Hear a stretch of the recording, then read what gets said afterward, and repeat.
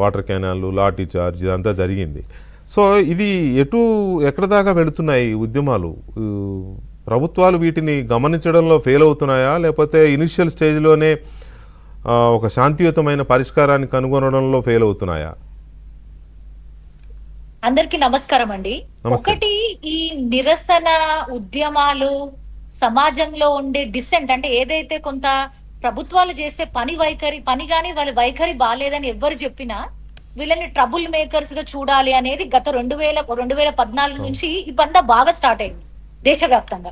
అది అంటే మేము వచ్చింది ఒకరిని ఓడగొట్టి, యాక్చువల్లీ ఇంకోటి చెప్పాలంటే 2014 ఏదైతే కేంద్ర ప్రభుత్వం ఏర్పడ్డదో ఆ ప్రభుత్వం ఏర్పడ్డ 3 అంశాలు. ఒకటి, జాబ్లెస్ గ్రోత్, అంటే గ్రోత్ ఉంది కానీ జాబులు ఏం క్రియేట్ చేయట్లేదు.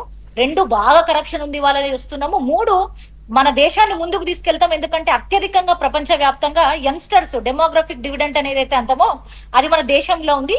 ఈ 3 అంశాలతోటి మేము కొత్తగా వచ్చి మేము అంత మారుస్తాం అనే 3 ప్రామిస్లతోటి ఈ కేంద్ర ప్రభుత్వం అనేది 2014లో ఏర్పడినప్పటి నుంచి గత 12 ఏళ్లుగా చూస్తే ఎక్కడ నిరసన అనేది వచ్చినా దేశద్రోహం, ఎక్కడ వాళ్ళు గవర్నమెంట్ కి వ్యతిరేకంగా చేసేది మీ అభివృద్ధి నమూనా సరిగ్గా లేదు, సరి చూసుకోండి, ఒక స్టేక్ హోల్డర్ కన్సల్టేషన్ చేయండి, ఇది ఒక పార్లమెంటరీ ప్రజాస్వామ్య వ్యవస్థ, ఇది ప్రెసిడెన్షియల్ ఫామ్ కాదు, మీరు ఒక్కరు ప్రధానమంత్రిని ఫోటో చూపించుకొని ఓట్లు అడగొచ్చు కానీ వారు ఒక్కరే బాధ్యత ఉండదు, రాజ్యాంగం ప్రకారం ఇది సమిష్టిగా సమూహంగా ఉండే బాధ్యత, కేబినెట్ అనేది అకౌంటబుల్ గా ఉండాలి, జవాబుదారీతనం ఉండాలి, మీరు ప్రెస్ మీట్లు పెట్టాలి, ప్రజలతోటి మాట్లాడాలి, జర్నలిస్టులతోటి మాట్లాడాలి అని ఏవైతే చెప్పుకుంటూ వస్తున్నామో వాటిని పదే దాటి వేసుకుంటా కొంత వైనం అనేది ఏర్పడ్డది.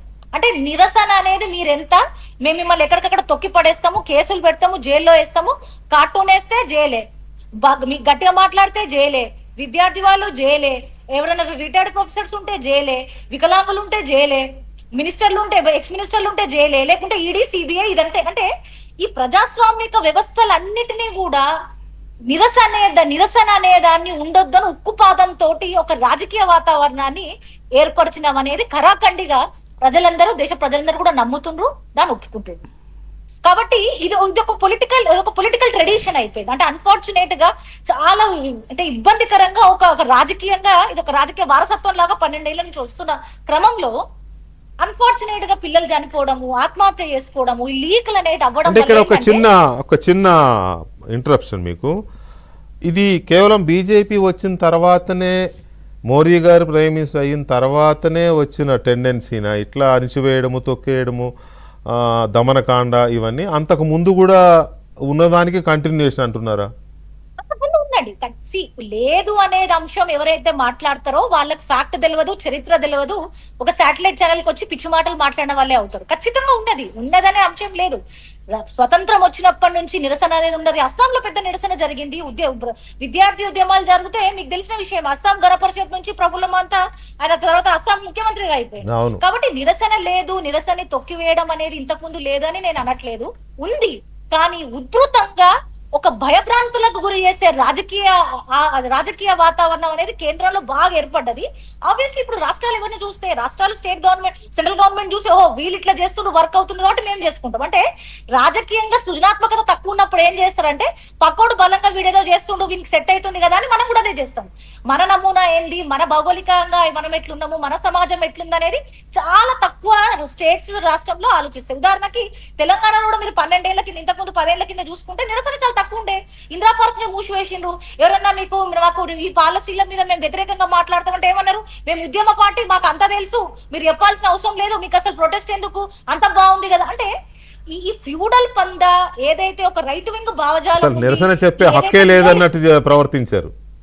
నియోలిబరల్ ఎజెండా అంటే నియోలిబరలిజం, రైట్ వింగ్ ఫాసిజం, అంటే ఇవన్నీ మిక్స్ అయిపోయింది. అంటే ఎవరికి నచ్చిన వాదాన్ని ఒకరు వాడుకుంటారు. ఒకరు హిందూ ముస్లిం తోడు వాడుకుంటే, ఒకరు తెలంగాణలకు మేమే వారసులం అని వాడుకుంటారు, ఇంకొకరేమో అసలు రాష్ట్రం అంటే నేనే పెట్టినా అంటారు, ఇంకొకరు అసలు టెక్నాలజీ అంటే ఈ ఏదైతే మంచి అంశాన్ని వ్యక్తిగతం చేసుకుంటున్నారు, చెడ్డ అంశాలని ప్రజాస్వామికం చేస్తుంది.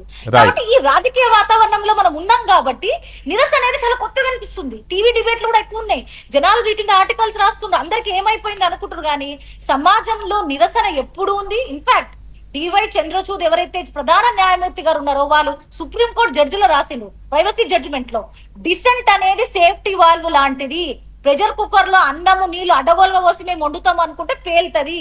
దానికి ఒక సేఫ్టీ వాల్వ్ అనేది ఉండాలి. ఏ ప్రభుత్వం అయినా మీకు ఎంత ప్రజాదరణ ఉన్నా, ఎంత మ్యాండేట్ ఉన్నా, ప్రజలు చెప్పేది వినాలి. ఆ గొంతుకకు సమయం ఇవ్వాలి, స్పేస్ ఇవ్వాలి. Right. ఎప్పుడైతే ఇవ్వకుండా ఉంటారో అప్పుడు ఇట్లాంటి ఇబ్బందులు వస్తాయి. రైట్, ఒక్క నిమిషము సుజన గారు. వినూష రెడ్డి గారు నమస్తే. నమస్తే వికే గారు. వినూష రెడ్డి గారు, ఈ మూమెంట్